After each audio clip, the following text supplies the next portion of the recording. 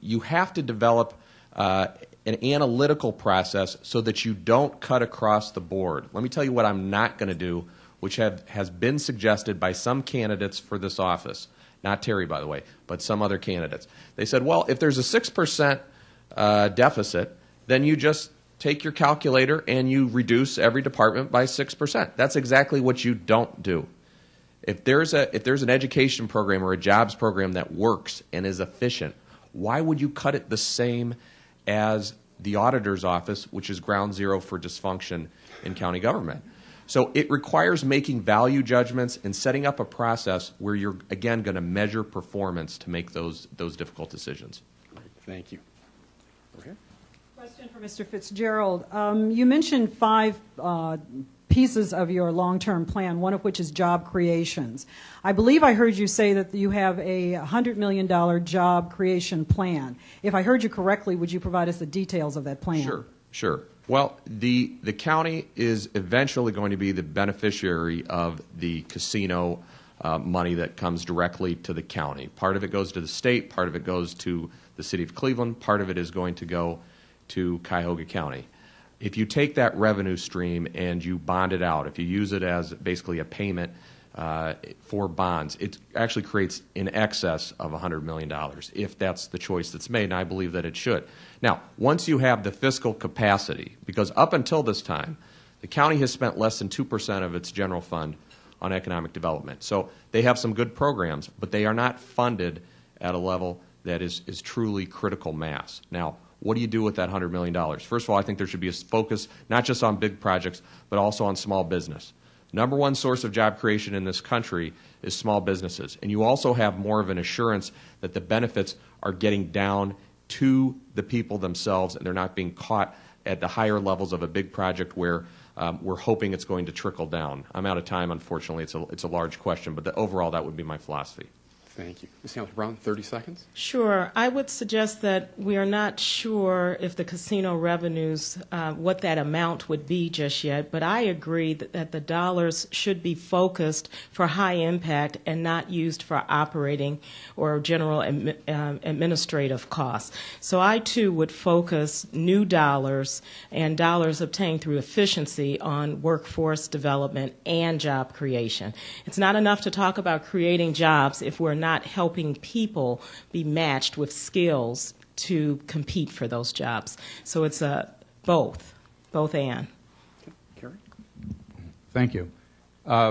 This question is to both of the candidates. Outstanding job today, incidentally. The question I have is, notwithstanding who wins the primary on September 7th, can the Cuyahoga County Democratic Party count on the loser supporting the winner in the general election on November 2nd? Very good question from the new chairman of the Cuyahoga County Democratic Party, Stuart Garson. We all want Stuart to be able to sleep better at night. Ms. Hamilton-Brown, you go first. Well, given that's a question you've already asked me, I guess you want it on the record in front of a big audience.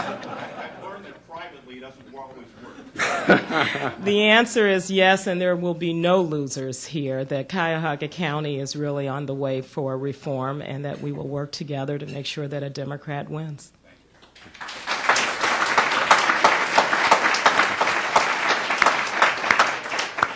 Mayor. Well, thank you for the spontaneous question. And look, I wouldn't hesitate for, if I'm unsuccessful in the election, and it's a very competitive election, and who knows what's going to happen, I wouldn't hesitate for a second. Terry is a class act. She is a public servant in the best sense of the word.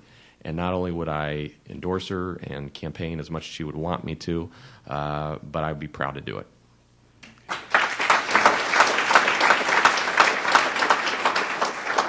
Sure. Hello, this question is addressed to both candidates. I'm Dr. Watson. I'm the Clinical Director of Community Action Against Addiction. And for the past 12 months, our agency has been challenged with over 300 people on our waiting list, crying, begging to get in for help. What plans do you have to maybe collaboratively put together some grants or to pull down some more stimulus funds to help address those who are crying and dying and suffering from chemical dependency. I would really like to know what kind of plans do we have to really more collectively pull down some major funds to deal with the issues. Thank you. Mr. Fitzgerald?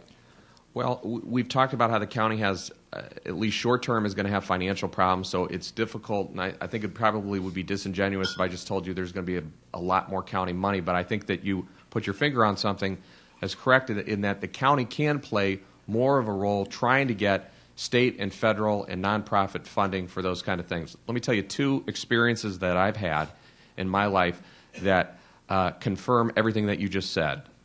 First of all, both my parents, my father's passed away, my mother's still alive, both of them worked in the mental health field their entire career. And they, of course, that is closely related to a lot of the work that goes on dealing with folks that are struggling with substance abuse. I was a county prosecutor for 5 years, originally under Stephanie Tubbs-Jones, now under the current prosecutor. I hardly saw a defendant that didn't end up where the genesis of the criminal charge wasn't something related to substance abuse. Again, sometimes the statistic is sterile, but I have seen the human costs of this, and your priorities are in the right place, and I share them. Great. Ms. Hamilton-Brown? So in May of this year, our community passed a Health and Human Services levy, and we have a very generous community. And what we have to make sure is that we're using those dollars as much as possible for direct service and not for administrative costs.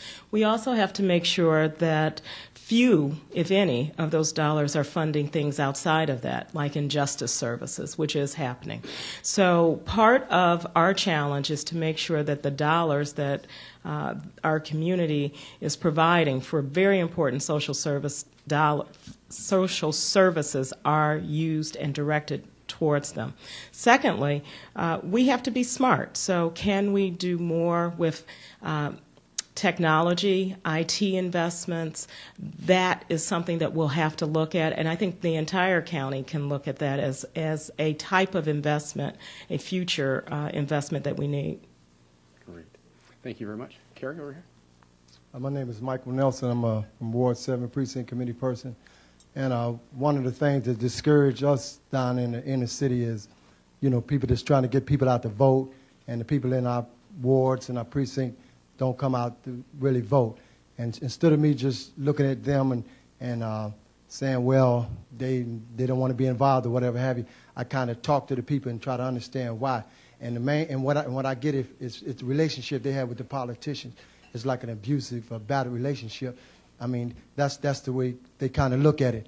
And what I want to ask you guys is, instead of, you know, like when Newt Gingrich and Republicans came up with this like a contract with America, is there any way you guys, instead of having this like almost one night stand coming down to the inner cities or coming to the areas and to get votes, and then you know the people never see them anymore?